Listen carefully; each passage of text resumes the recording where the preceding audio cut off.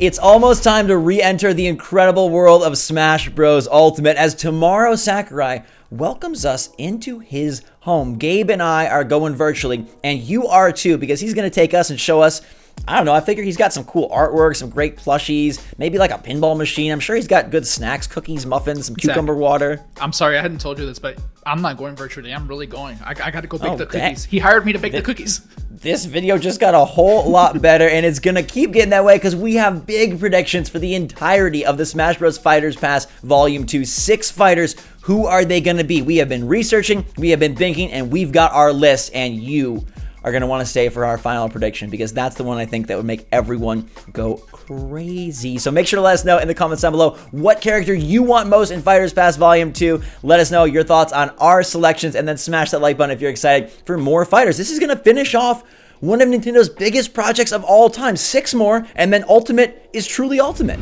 ARMS representative tomorrow. Who's your pick? Twintel. I mean, and I'm biased. She's always been my favorite character in the game. I love her ability. I think her abilities like lend themselves very well to Smash. I can picture her. AKA every ARMS fighter? No, I don't know, but her especially. I don't know. I have a thing for Twintel. I'm not ashamed to say it. I'm not ashamed to say it. Nintendo does as well. Yeah, so I think it's her. I think that they're going to go a little bit adjacent and bring Min Min in. I think Min Min has phenomenal character design, and I think while not the fan favoritist, she still is a liked character. My concern would say it's just going to be like a straight up Springman Ribbon Girl alternate, like a little double pack, but I do think we get someone cool. I also have this strange belief that Sakurai loves DNA Man. Helix. You keep calling him DNA Man, and I don't know. I call him Helix. Why do I call him DNA Man? I don't know. Is that his Japanese name? It might be. I call him Helix. Oh.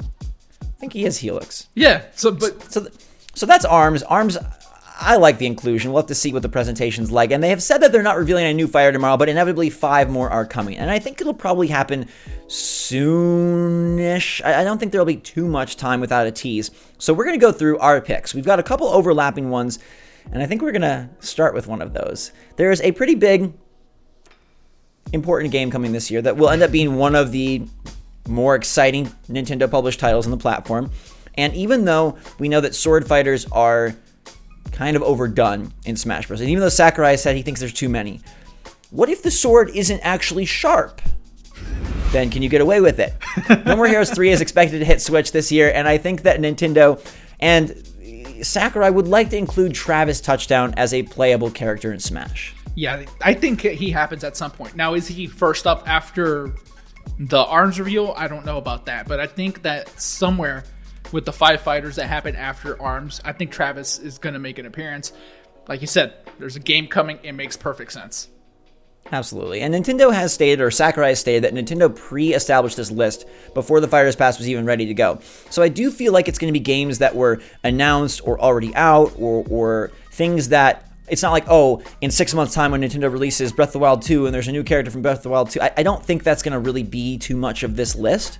But I do think that recent releases could have an impact. And one thing that has been decently recent, hasn't seen representation in the game, is the Generation 8 Pokemon, Gabe. And they have some expansion passes that are just out and about to come out, and that would be a great game that they've known about that they could easily support.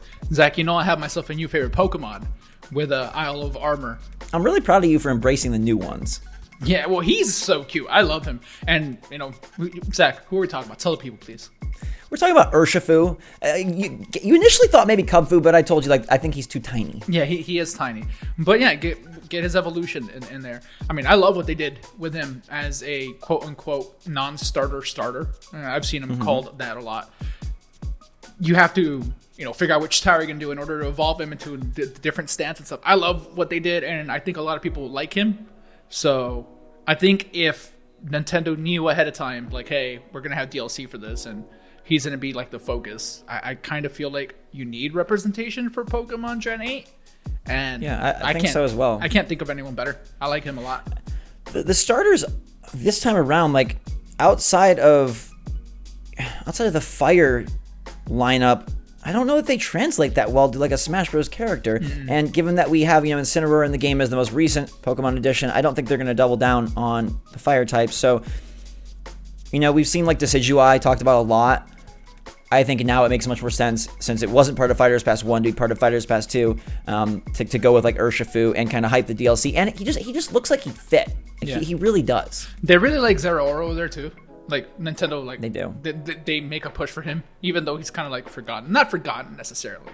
There's currently a max raid event, right, because of him. But I don't know, man. I don't know. Maybe him. But I do think it's a Pokemon representative at some point. Yes. Well, I think we both agree that this list will be heavier for Nintendo than the last Fighters Pass. I still think there's third-party representation, but I think it's going to flip more in the Nintendo direction. And they say that I would say that the pandemic would increase the likelihood of Nintendo in-house characters, but they were decided beforehand, so that can't be a part of this puzzle. I just think that Sakurai probably wants to give some love to the characters that people have hoped for.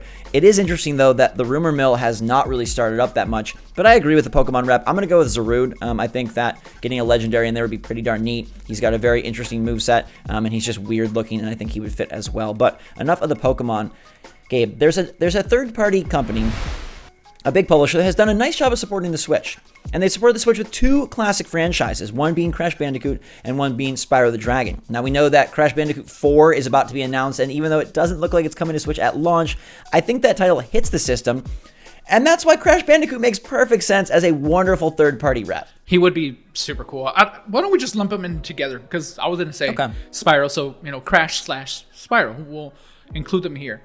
I feel like Crash is too big, right? Because at least lately, it seems like Sakurai is going a little more obscure, right? Well, and he's also going very Eastern. Sure. I don't know. So Spyro seems cool.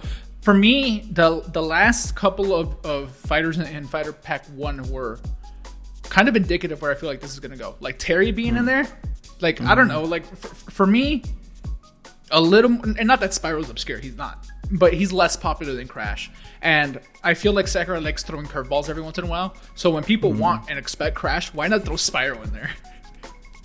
I mean, that is definitely one way to go about it. I think the resurgence of Crash Bandicoot, a brand new game, that also lends a little bit of love. It's also interesting to note, like, Joker is in the game, and we still don't really have any representation for that dude over here in the States on Switches. Yeah, no, it's not. So that...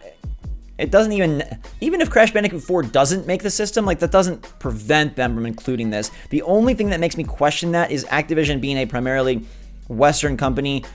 Does Nintendo have the relationship with them that we assume they have and Terry, can pull it off? Terry, like, no, I know, but that's a lot of, I guess.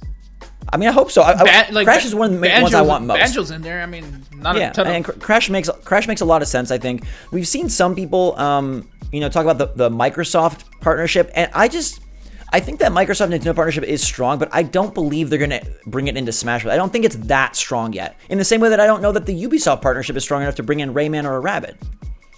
Rayman would be cool. I mean, neither one of us thinks Rayman's happening, but that would be cool. I don't know. I don't think like Minecraft Steve or Master Chief are going to be in the game. We've heard those rumors, and to me, here's one thing I look at, Gabe. I say, and maybe you guys should as well, characters that were heavily rumored, I almost think they have less of a chance going forward now because they were proven incorrect already. Yeah, that makes good logical sense. I agree. Let's move along to one that I have wanted for a long time, but I guess this one has been rumored, so shame on me. But Geno makes a lot of sense for Sakurai. He has a love for these characters that aren't as appreciated, and I think that would be a phenomenal inclusion. It's one that people have wanted. His moveset makes sense. Paper Mario is coming out. I know there's no Geno in Paper Mario as far as we know, but there is a vibe there with the RPG elements of Super Mario RPG. Hey, hold on. Is my logic okay? very thin? Are you okay? Because why? I don't know. I think you're stretching a little too hard right now. Okay. All right. Well, I just think Geno's... I think he had, of all the like nostalgic Nintendo characters, more than like Golden Sun or anything like that, he has a unique moveset, and he's someone that I think he has like that look that just fits Smash.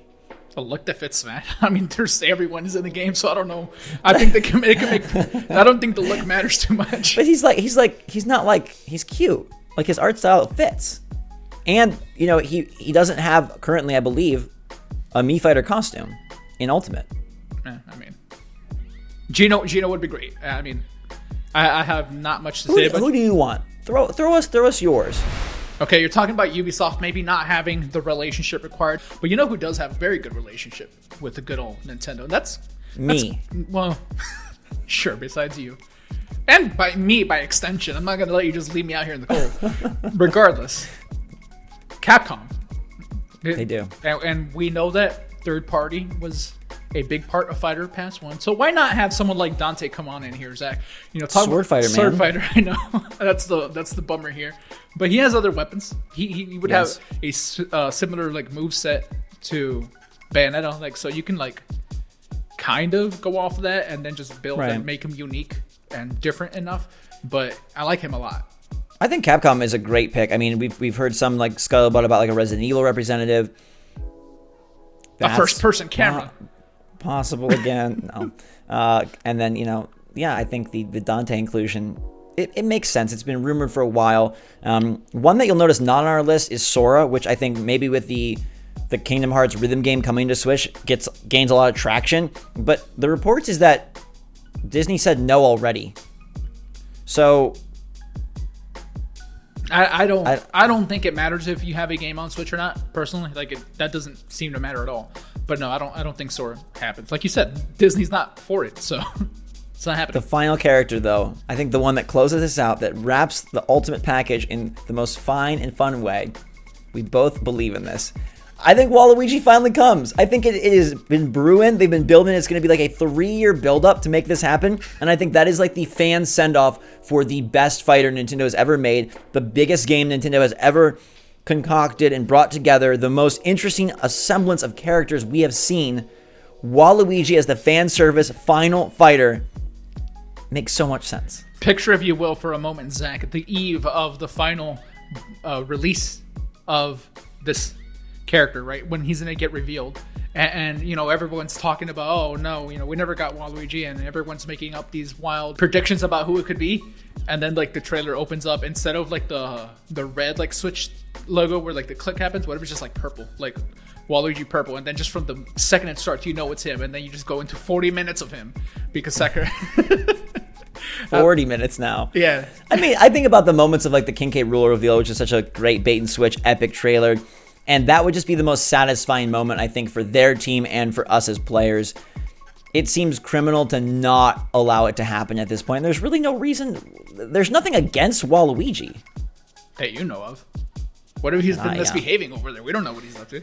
Dude, I have dreamed of a Wario-Waluigi partner game for a while. The Mario and Luigi series is so much fun. Paper Mario is so much fun. Wario and Waluigi need their own game. But in the meantime, Waluigi and Smash would be such the chef's kiss final piece of the puzzle. And I think it does happen. Let us know in the comments down below who you really believe is going to be a part of Fighters Pass 2. We're throwing out a bunch of really good options here and predictions that we've researched and thought about. I want to know what you guys have been thinking about. Hit that like button if you're excited to find out who Sakurai is going to bring to the table.